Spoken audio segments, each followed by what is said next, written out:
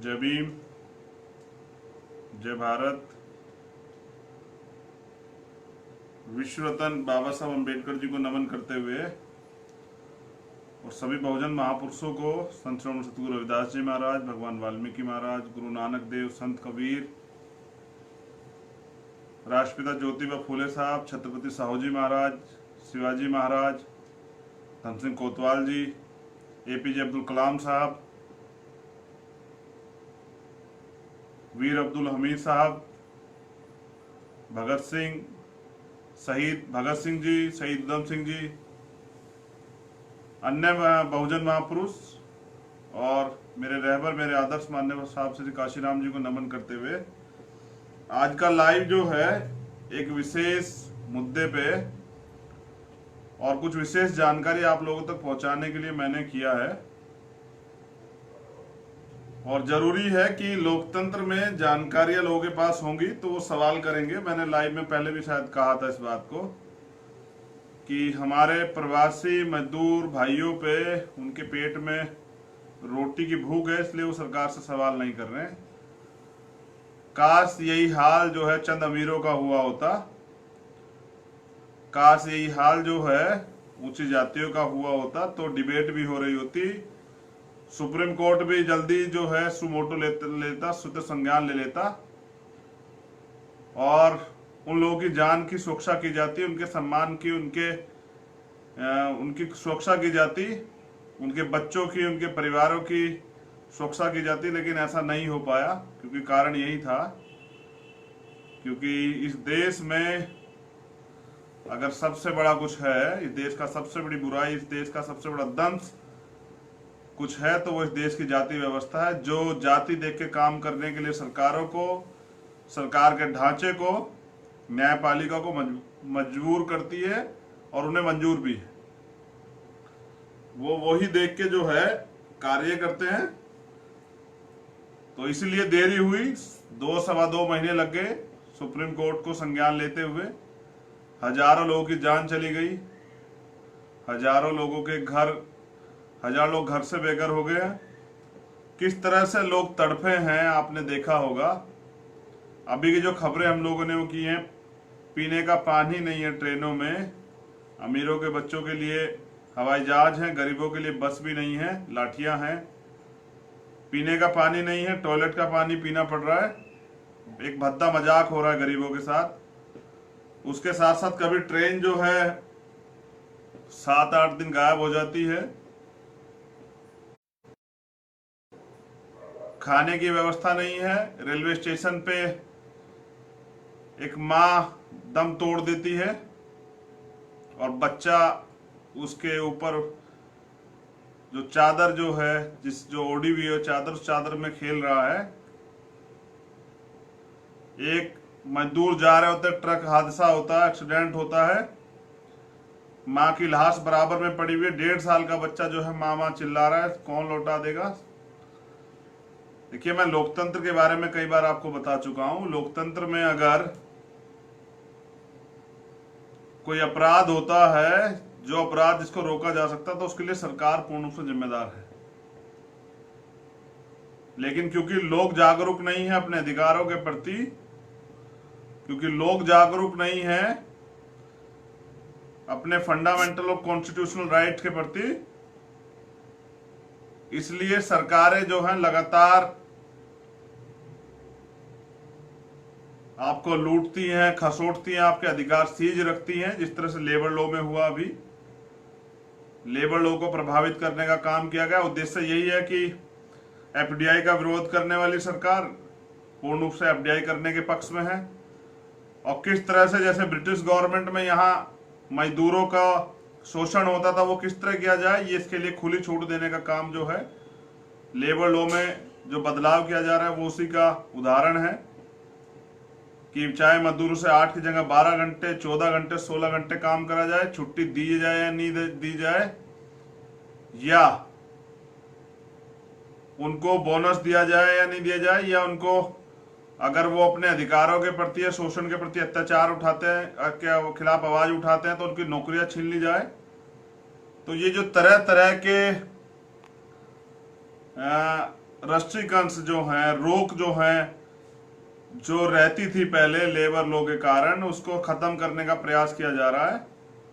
पूंजीपतियों पे कोई कार्रवाई नहीं होगी, वो कितना बड़ा लोन ले जाएं और चुकाएं या ना चुकाएं, लेकिन उन वो पार्टी फंड में चंदा देते रहें, बहुत है, सरकार का काम होता रहता है। तो देश को सोने की चिड़िया कहने वाले प्राइम मिनिस्टर ये कहने वाले कि देखिए, मैंने पहले भी कहा था, फिर दोबारा दोहरा रहा हूं कि जब भी कोई संकट की घड़ी आती है तो पैकेज पे पैकेज, पैकेज पे पैकेज की घोषणा की जाती है और फिर पूछते हैं कि कुछ मिला क्या, आपको कुछ मिला गया या आपको कुछ मिला गया। तो ऐसी घोषणा आपने की है, किसी गरीब को कुछ मिला गया? आप मेरे कमेंट में जरूर बताइए, किसी गरीब तक कुछ पहुंचा क्या? किसी मध्यम वर्गीय व्यापारी को कुछ मिला क्या, कोई सहूलियत? किसी मजदूर को अपना घर चलाने के लिए कुछ मिला क्या?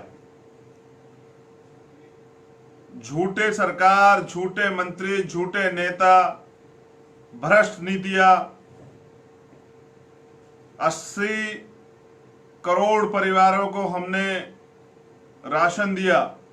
एक परिवार में अगर 4 लोग भी लगाते हैं, 8 चौक 32, 320 करोड़ की आबादी, बताइए कौन से देश की है? हम खूब झूठ बोलेंगे,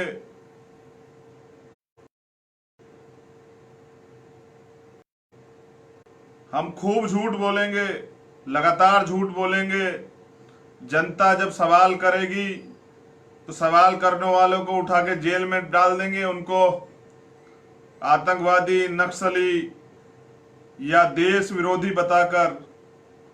अब बताइए साहब, सरकार का विरोध करना, देश का विरोध करना कहां होता है? कोई भी सरकार राष्ट्रभक्त तो नहीं हो सकती है, क्योंकि वो तो उन लोगों के लिए काम करेगी। जिस तरह से अगर मैं अपनी बात करूं तो मैं, मेरा प्रथम उद्देश्य रहेगा कि इस देश के कमजोर वर्ग के लोगों को, बहुजन समाज के लोगों को, SC ST OBC माइनॉरिटी के लोगों को और गरीबों को प्रथम जो है अधिकार दिए जाएं, जिससे वो अपने जीवन को मजबूती से जी सके। तो मैंने कुछ आंकड़े भी तैयार किए हैं हमारे साथियों ने, और हमारी राय ये थी कि उस पर कल हम एक प्रेस रिलीज भी जारी करेंगे।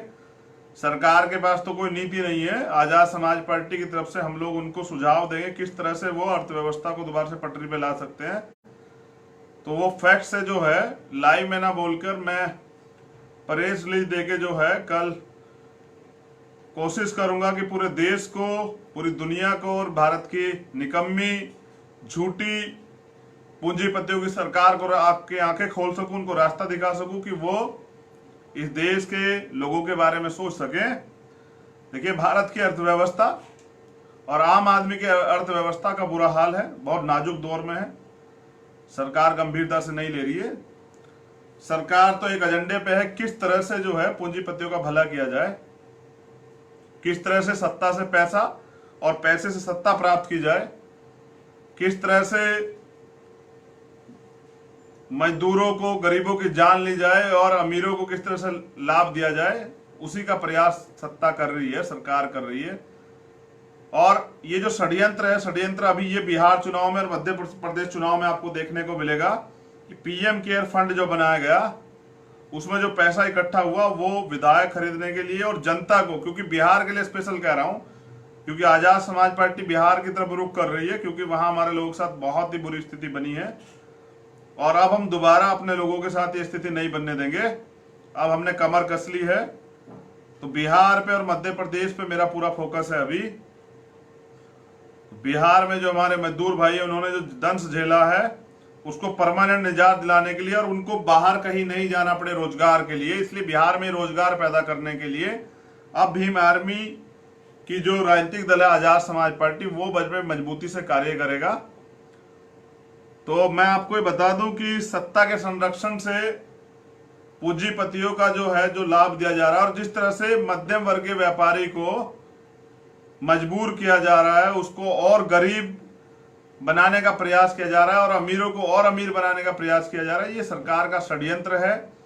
ये जो पैसा सरकार ने इकट्ठा किया है, वो चाहे PM केयर फंड का हो या अन्य घोटाले करके, जैसे नोटबंदी के समय में इन्होंने 1000 लोगों की जान ली, तो इस पैसे का दुरुपयोग ये इतना सता रहे हैं, जैसे हिटलर ने कहा था कि गरीब को, जनता को इतना सता दो कि वो जीने कोई विकास समझ बैठे।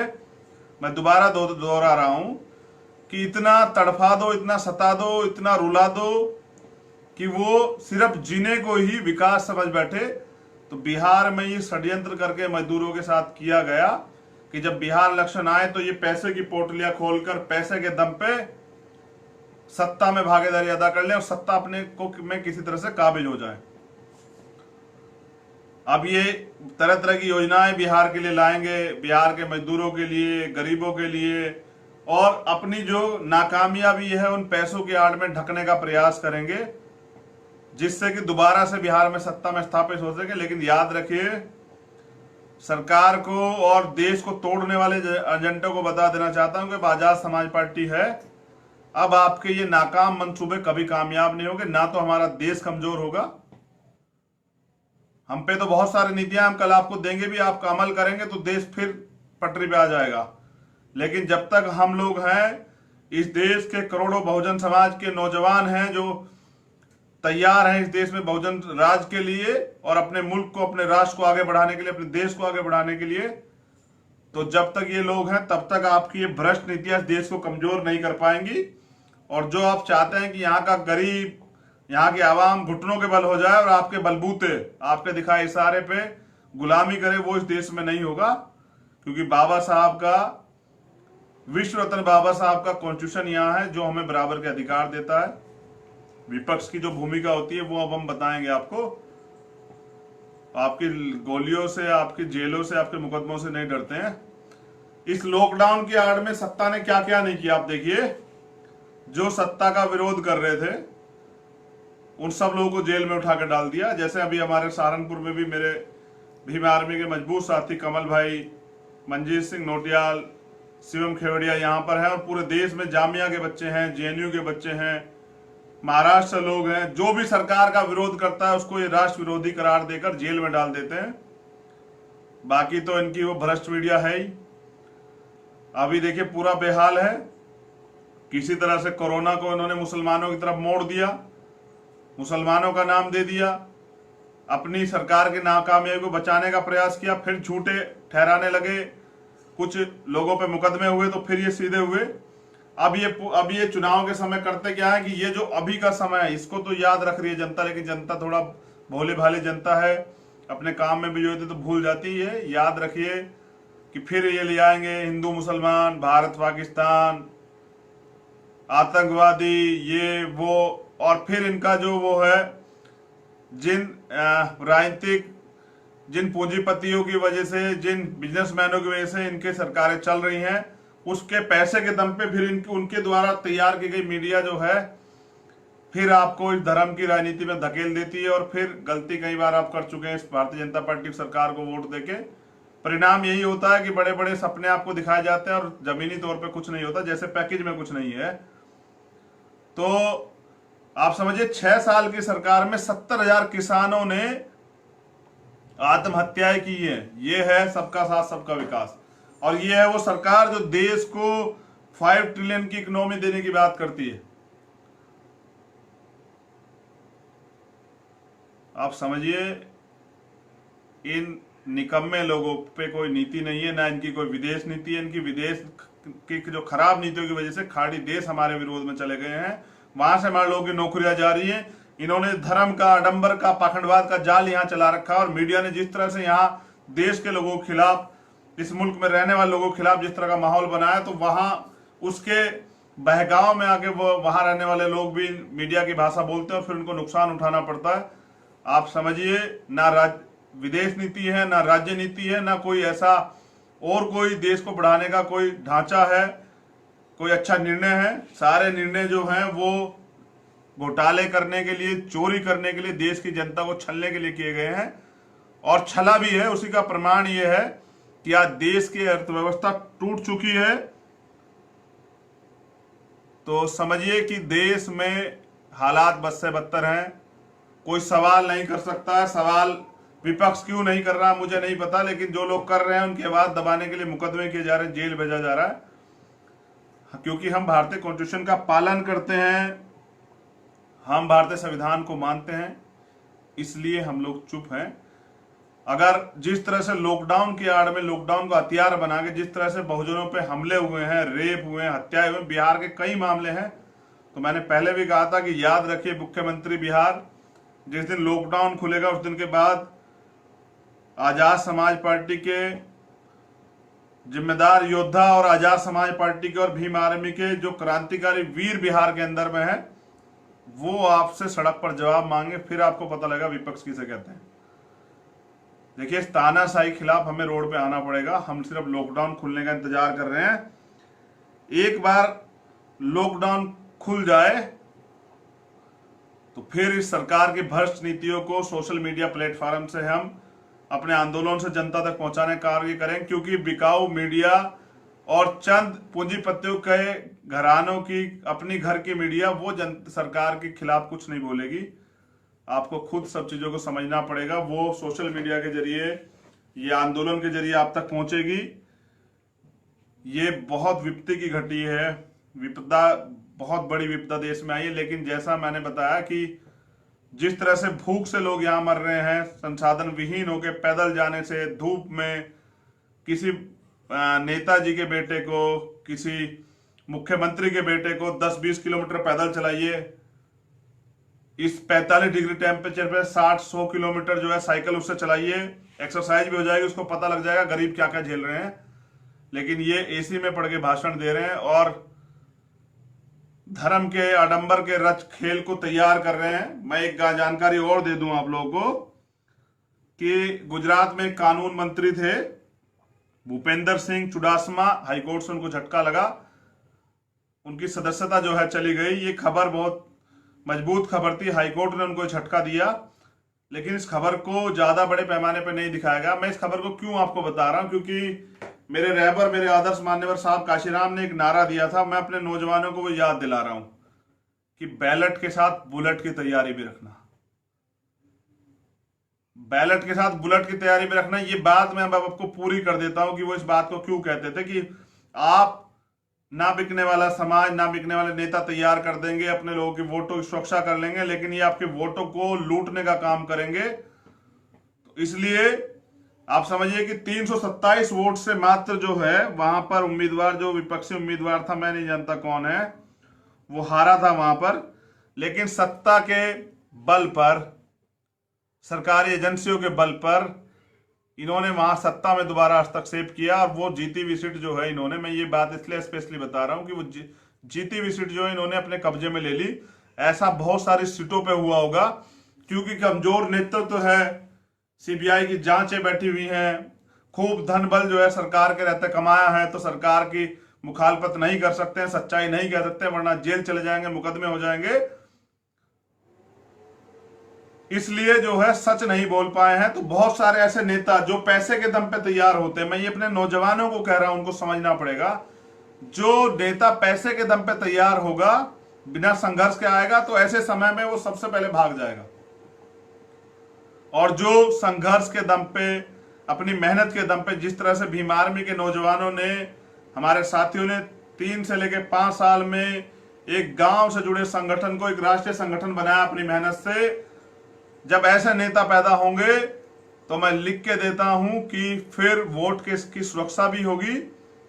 तो फिर ये जो बीजेपी ये सत्ता का दुरुपयोग करके जिस तरह से ये चालबाजी करके ऐसे चुनाव हरा देती, तो वो नहीं हो पाएगा। मैं सतर्क कर रहा हूं आप लोगों को कि आपको, मेरे वीर योद्धाओं, कि आपको तो कमर कस के रखनी पड़ेगी और अपने महापुरुषों के आंदोलन को पढ़ना और समझना पड़ेगा। उन्होंने समय समय पे अपने अनुभव से क्या क्या बातें आपको बताई हैं। तो गरीबी को हटाने वाली 70 साल, ये सिर्फ बीजेपी का रोल नहीं है साहब, और भी जो सरकारें हैं जो 70 साल से गरीबी हटाओ के नारे दे रही थी, गरीब को नहीं हटा पाई, गरीबी को नहीं हटा पाई, गरीबों को हटाने का प्रयास कर रहे हैं।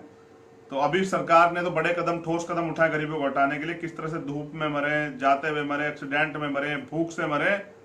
कोरोना से लोग कम मर रहे हैं, भूख से लोग ज्यादा मर रहे हैं। और बाकी एक तरफा कार्रवाई सरकार की, वो भी आप देख रहे हैं। जाति धर्म देखे कार्रवाई की उसमें, उस मुल्क में होती है जहां जो धार्मिक मुल्क होता है, ये जो है लोकतांत्रिक मुल्क है। यहाँ चुनाव होते हैं, इलेक्शन होते हैं, सरकारें बनती हैं, यहाँ कानून का राज है, यहाँ देश का सबसे बड़ा और पवित्र दुनिया का सबसे बड़ा और पवित्र संविधान है। तो यहाँ लोकतंत्र है, लेकिन लोकतंत्र को ताक पर रख के जिस तरह से सत्ता का दुरुपयोग किया जा रहा है, जिस तरह से सुप्रीम कोर्ट के जजों ने कहा था कि लोकतंत्र सुप्रीम कोर्ट में खतरे में, कई फैसले ऐसे आते हैं कि हमें लगता है कि सत्ता का जो हस्तक्षेप है वो सुप्रीम कोर्ट में भी है, चुनाव आयोग में भी है, अन्य एजेंसियों में भी है। अगर कोई इनके खिलाफ खबर चला दे मीडिया का व्यक्ति, वही क्या करें, तो ईडी सीबीआई की जांच अगले दिन इनकम टैक्स वाले उनके ऑफिस पहुंच जाते हैं। कोई नेता इनकी मुखालफत कर दे, सच कह दे, उन पे सीबीआई के लोग केस हो जाते हैं। भीम आर्मी और आजाद समाज पार्टी के साथ ये बचाव है, क्योंकि उन्होंने चोरी नहीं की है, उन्होंने डाके नहीं डाले, उन्होंने लूट नहीं मचाई है। उन्होंने मेहनत के दम पे, अपने दम पे तैयार किया, अपने संघर्ष के दम पे अपनी पार्टी और अपने संगठन को। तो उनको ना सीबीआई से डरा जा सकता है, ना इनकम टैक्स से डरा जा सकता है, ना ईडी से डरा जा सकता है। ये भीम आर्मी और आजाद समाज पार्टी के ईमानदार कार्यकर्ताओं की और पदाधिकारियों की ताकत है। इससे सरकार डरती है, इसलिए तरह तरह की अफवाहें आप लोग खिलाफ फैलाई जाएंगी, षड्यंत्र कराए जाएंगे। और एक शायरी आपको सुना देता हूं, बेशक ये आपको समझ आ जाएगी कि दरख्तों के कटने का किस्सा ना होता अगर कुल्हाड़ी में लकड़ी का हिस्सा ना होता, अगर अपने लोगों को, चमचों को हथियार बना के ईमानदार कार्यकर्ताओं के साथ छेड़खानी ना की जाए, तो इस सरकार को, इस निकम्मी सरकार को इसकी औकात बताने देने के लिए ज्यादा दिन नहीं लगेंगे। लेकिन जैसा मैंने कहा, फिर दोहरा दे रहा हूं एक बार, नौजवान सारे बड़ी जिम्मेदारी से समझे, हमारी माताएं बहनें, हमारे बुजुर्ग भी सुनेंगे कि दरख्तों के कटने का किस्सा ना होता अगर कुल्हाड़ी में लकड़ी का हिस्सा ना होता। तो ये हमारे लोगों को हमारे खिलाफ खड़े करके, उनका प्रयोग करके, इसी को मान्यवर चमचा युग कहते थे। आप अगर उसको चमचा युग की किताब को पढ़ेंगे कि जब भी ईमानदार नेतृत्व जो है, ईमानदार कार्यकर्ता सड़क पर काम करने के लिए, जमीन पर काम करने के लिए आते हैं, तो ये ऐसे चमचों का प्रयोग करके, उनको धन बल का लालच देके, उनको सत्ता का लालच देके, उनको डरा धमका के ईमानदार लोगों की छवि खराब करवाने का और उनके खिलाफ, उनके समाज में षड्यंत्र तैयार कराने का काम करते हैं। मैं पूछना चाहता हूं, क्या इस देश में नौजवान लोग राजनीति नहीं कर सकते? क्या नौजवानों की राजनीति से इतना डर है, इतनी तकलीफ है सरकार को, लोगों को? क्योंकि नौजवानों की राजनीति से इसलिए तकलीफ है क्योंकि नौजवान चोर नहीं है, नौजवान ईमानदार है, नौजवान में अपने समाज के लिए लड़ने का जज्बा है, अपने अधिकारों को पाने का जज्बा है, अपने समाज के खिलाफ हो रहे शोषण पे जवाब देने का और उनको न्याय दिलाने का जज्बा है। उनके वो मिशन से समझौता नहीं करते, इसलिए इन्हें राजनीति डर लगता है। इसलिए कहते हैं कि आप 50 साल के हो जाओ, खूब राजनीति सीखो। कौन सी राजनीति? आप घोटाले करने सीखो, आप चोरी करना सीखो, आप समझौते करना सीखो, आप लाशों पर राजनीति करना सीखो, दंगे पर राजनीति करना सीखो, आप जो है सरकार के साथ मिलकर जो है घोटाले करो, आप विपक्ष के उसमें आकर ठेकेदार बनो, पैसे कमाओ, लेकिन हक की आवाज को मत उठाओ। तो यहाँ बीजेपी और कांग्रेस और ये नहीं चलेगा। अब इस देश में बहुजन राज आएगा, बहुजन हिताय बहुजन सुखाय की नीति पे काम होगा। जो बहुजन की बात करेगा वो सभी प्रदेशों से लेकर दिल्ली पे राज करेगा। और मैं बता दूं साफ तौर पे, आने वाले समय में अगर सत्ता का दुरुपयोग करके सुप्रीम कोर्ट से या कहीं से भी अगर हमारे दिल के खिलाफ गलत फैसले आएंगे, तो याद रखिए, हम लोकतंत्र जानते हैं, कॉन्स्टिट्यूशन में अपने मौलिक अधिकार जानते हैं, संवैधानिक अधिकार भी जानते हैं। तो याद रखिएगा कि कोई ऐसी जगह नहीं छोड़ेंगे जिसका घिराव नहीं करेंगे। अगर माननीय न्यायपालिका सत्ता के दुरुपयोग से, सत्ता के हस्तक्षेप से हमारे खिलाफ फैसले देगी, तो न्यायपालिका का भी घिराव करने का काम करेंगे। और अगर किसी थाने से, किसी कचहरी से या किसी अन्य जगह से सरकारी जुल्म होगा हमारे लोगों पर, हमारे लोगों की हत्याएं की जाएंगी और मुकदमे दर्ज नहीं होगा या उनको सताया जाएगा, जैसे कई मामले आज मेरे संज्ञान में, तो याद रखिए फिर उन पे भी जो है आंदोलन का सामना जो सरकारों को करना पड़ेगा। और मैं बता दूं, ये देश आंदोलन का, हमने अंग्रेजों को भी आंदोलन के जरिए इस देश से रुखसत कर दिया था और हमने बहुत सारे तानाशाही शासकों को भी आंदोलन के जरिए इस देश से जो है हटाने का काम किया हमारे पूर्वजों ने। तो इस निकम्मी सरकार को, इस झूठी सरकार को, इस पैकेज पे पैकेज बांटने वाली और पूंजीपतियों का भला करने वाली, गरीबों का खून चूसने वाली सरकार को भी जो है आंदोलन के जरिए, जन आंदोलन के जरिए आम व्यक्ति को जोड़कर, गरीबों को जोड़कर, कमजोरों को जोड़कर, मजलूमों को जोड़कर सत्ता से बेदखल करने का काम करेंगे। इसके लिए हमारे सभी कार्यकर्ताओं को तैयार होना पड़ेगा और उनको मजबूती से अपने गोल को ध्यान में रखते हुए, अपने लक्ष्य को ध्यान में रखते कि हमारा लक्ष्य आप समाज में आपस में लड़ना नहीं है, हमारा लक्ष्य जो है समाज को एकजुट करना और इस सरकार को, आरएसएस और बीजेपी की इस निकम्मी सरकार को, जो सिर्फ पूंजीपतियों की हितैषी है, इस सरकार को सत्ता से बेदखल करना है। इस पे हमारे नौजवान कार्यकर्ताओं को ध्यान देना पड़ेगा। और ये मिशन का काम है। ये आजाद समाज पार्टी कोई राजनीतिक दल नहीं, ये आपका आंदोलन है, आपके बहुजन महापुरुषों का कारवा है, जो बड़ी कठिनाइयों से जो हमने शुरू किया है, बिना संसाधनों के, आप लोगों के प्यार, आप लोगों को अधिकार दिलाने के लिए और आप युवाओं को नेतृत्व दिलाने के लिए बड़े पैमाने पर हमने तैयार किया है। अपनी बहनों को नेतृत्व दिलाने के लिए हमने तैयार किया है। ये आंदोलन जो है, इसको सफलता प्राप्त कराने के लिए आप सब लोगों को मेरे साथ पूरी मेहनत से लगना पड़ेगा। तब जाके जो है हर एक स्टेट में हम लोग जो है तानाशाही सरकारों को जवाब दे सकते हैं। आप याद रखिए, अगर मान लो तो ठान लो तो हार, और मान लो तो जीत, मान लो तो हार और ठान लो तो जीत। तो याद रखिए, अगर बहुजन ठान लेगा कि वो सत्ता में स्थापित होगा तो वो दिन दूर नहीं कि बहुजनों का राज आएगा। इसके लिए आपको संघर्ष करना पड़ेगा। मैं कह रहा हूं, एक बार हिम्मत से, मजबूती से, अपने महापुरुषों के त्याग, बलिदान, समर्पण को समझते हुए, उन्होंने जिस तरह का भेदभाव, डिस्क्रिमिनेशन इस देश में झेला है, उसको समझते हुए ईमानदारी से कुछ दिन के लिए सहयोग कीजिए और काम कीजिए। और देखिए, क्षमताओं पे युवाओं की शक ना किया जाए। जब 5 साल में इस देश का सबसे बड़ा बहुजन समाज का राष्ट्रीय संगठन बनाया जा सकता है, जिसकी धमक से दिल्ली से लेकर और सारी सरकारें जो हैं हिलती हो, तो वो दिन दूर नहीं कि मान्यवर कांशीराम साहब के चेले, उनके बच्चे 10 साल में आजाद समाज पार्टी को राष्ट्रीय पार्टी बनाने का, राष्ट्रीय पार्टी का दर्जा दिलाने का और सत्ता में स्थापित करने का काम करेंगे। बस आप लोगों का सहयोग चाहिए, आप लोगों का प्रेम चाहिए। मैंने जैसे कहा आपसे कि वो दिन दूर नहीं जब बहुजनों की सत्ता आएगी और इस देश के कमजोर लोगों के लिए, गरीबों के लिए जो है बराबर की हकदारी की बात होगी। याद रखें, मैं बार बार समझाता हूं, आप लोग नहीं समझ पा रहे हैं। मेरे और आपके व्यक्तिगत सम्मान से बढ़ के मूवमेंट होती है, आंदोलन होता है।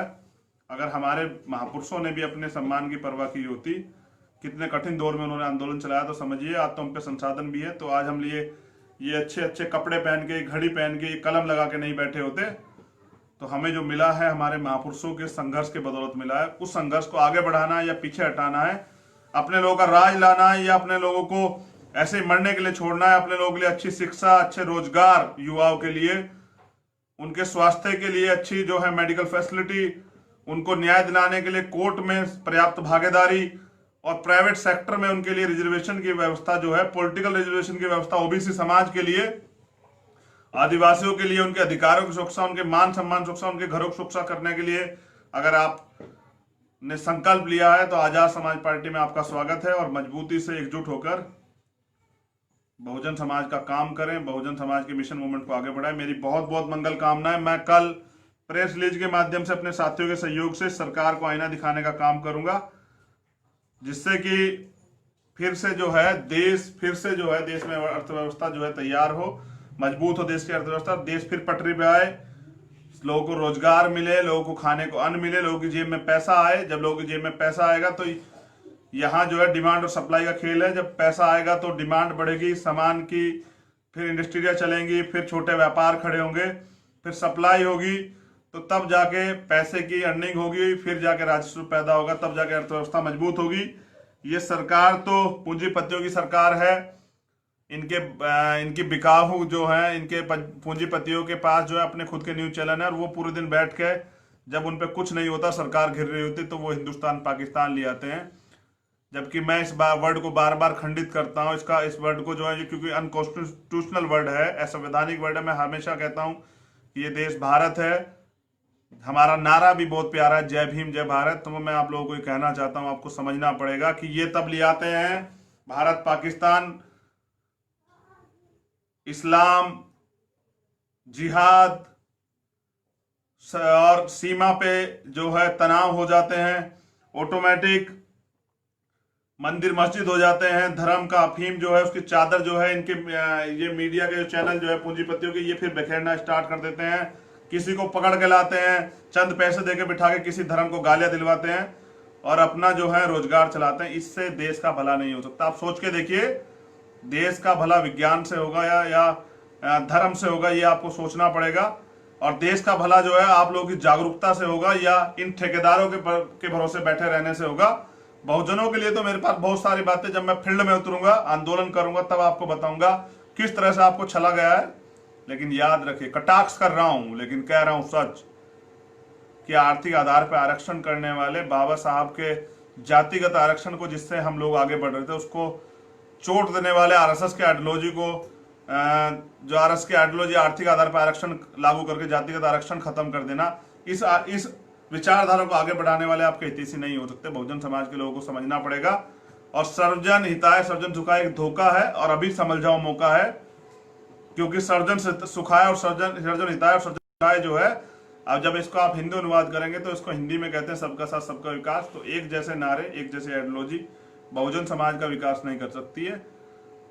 हमें बहुजन समाज को इकट्ठा करना है।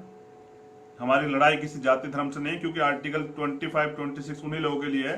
जैसा मैंने पहले से कहा कि किसी की धार्मिक भावनाओं को भड़काना हमारा काम नहीं है, और धर्म की खेती करना और दंगों की राजनीति करना बहुजन समाज के लोग काम नहीं। हमारा काम तो समाज को जोड़ने का है।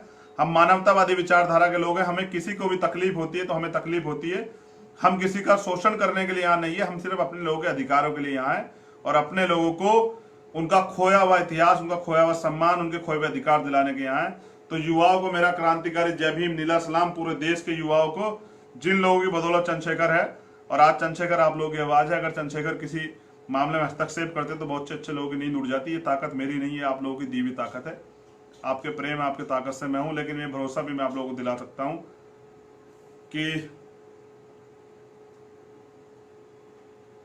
फूल वही चुन पाते हैं जो कांटों से टकराते हैं, और अधिकार मांगे से नहीं मिलते, अधिकार तो छीने जाते हैं। तो जैसा मैंने पहले भी कहा था कि वो नोट नहीं बना। आप आरोप लगाइए, आप तरह तरह के जो है आरोप लगाइए, वो नोट नहीं बना जो एडवोकेट चंद्रशेखर आजाद को और आजाद समाज पार्टी किसी कार्यकर्ता को खरीद दे। ये स्वाभिमानी लोग हैं, ये सम्मानित लोग हैं, ये सम्मान के भूखे हैं, और ये अधिकारों के लिए लड़ रहे हैं। ये इनका तोड़ इस देश में कोई नहीं है। इसका तोड़ एक ही है कि आप नए नए चमचे खड़े कीजिए और नए नए आरोप लगा के इनको घेरने का काम कीजिए। लेकिन जैसा मैंने कहा कि सत्य जो है वो छिप सकता है, लेकिन पराजित नहीं हो सकता। सत्य ये है कि आने वाली सदी 21वीं सदी बहुजनों की है। इस देश में बहुजनों का राज आएगा, और कोई हमें इस देश में गुलाम नहीं बना सकता। इस देश की अर्थव्यवस्था फिर मजबूत होगी, लेकिन कमजोर नीतियों वाली सरकारों से नहीं होगी। उसके लिए बहुजन समाज की राजनीति और बहुजन समाज की जो है माननीय काशीराम साहब के विचारधाराओं की राजनीति को आगे बढ़ाना पड़ेगा। तब जाके जो है देश फिर खुशहाल बनेगा। मेरी बहुत बहुत मंगल कामनाएं पूरे देशवासियों के लिए। तथागत की अनुकंपा आप सब लोग बनी रहे, सरकार को सद्बुद्धि मिले, इनको पता लगे कि चंद पूंजीपतियों को खुश करने के लिए जो गरीबों का खून चूस रहे हैं, इससे देश कमजोर होगा। इनके जो द्वारा ये कानून बनाए जा रहे हैं, इससे देश कमजोर होगा। इनको नहीं परवाह है। आम आदमी की समस्या इनको नहीं दिखाई देती है। किस तरह से जो है फीस जो है सरकार, प्राइवेट स्कूल जो है किस तरह फीस बढ़ा रहे हैं और फीस मांग रहे हैं, किस तरह से मकान मालिक किराया मांग रहा है, किस तरह से मजदूर परेशान है, किस तरह से मीडियम मध्यम वर्ग के जो लोग हैं वो क्योंकि वो मांग भी नहीं सकते हैं, बाहर नहीं आ सकते, किस तरह सुसाइड कर रहे हैं, किस तरह से जो है सिर्फ नमस्ते ट्रंप और सरकार, मध्य प्रदेश की सरकार गिराने के लिए लॉकडाउन को पहले सरकार ने कोई बात नहीं कही महामारी को, फिर लॉकडाउन कर दिया अचानक। किस तरह से पूरे देश में लोग तड़पे हैं, साइकिलों से लोग जा रहे हैं। हमारी एक छोटी बहन जो है 1200 किलोमीटर 1000 किलोमीटर साइकिल चला के अपने फादर को लेके जाती है बिहार। तो बिहार को भी मुझे मेरा क्रांतिकारी सलाम, मध्य प्रदेश और बिहार की टीम को मेरा सलाम। पूरे देश में जो मेरे कहने के बाद जो है, जो मुझे इतना प्यार देते हैं, खूनदान भी कर रहे हैं और उसके अलावा राशन वितरण भी कर रहे हैं पूरे देश में, अपनी जान को जोखिम में डालकर जो है कोरोना के समय में भी न्याय दिलाने के लिए थानों में सड़कों पे आंदोलन कर रहे हैं और जाते हैं। ऐसे सभी क्रांतिकारी साथियों को मेरा जय भीम, नीला सलाम। आप लोगों के लिए बहुत बहुत मंगल कामनाएं। कल मैं फिर जो है उस प्रेस रिलीज को पूरे आंकड़ों के साथ हम लोग देंगे। ऐसे जुड़े रहिएगा और अपना प्यार और अपना जो है सहयोग बना के रखिएगा। दूसरा, मैंने फिर कहा है आपसे, बहुजनों का राज लाने की जिम्मेदारी आप सबकी है, मेरी अकेले की नहीं है। और याद रखिए, जब आप इस दुनिया से जाएं तो आपके अंदर आप इस विश्वास के साथ जाएं कि आपके महापुरुषों का जो कर्ज आपके ऊपर था उसको आपने चुका दिया है। जय भीम, जय भारत, जय संविधान, जय भीम आर्मी, जय आजाद।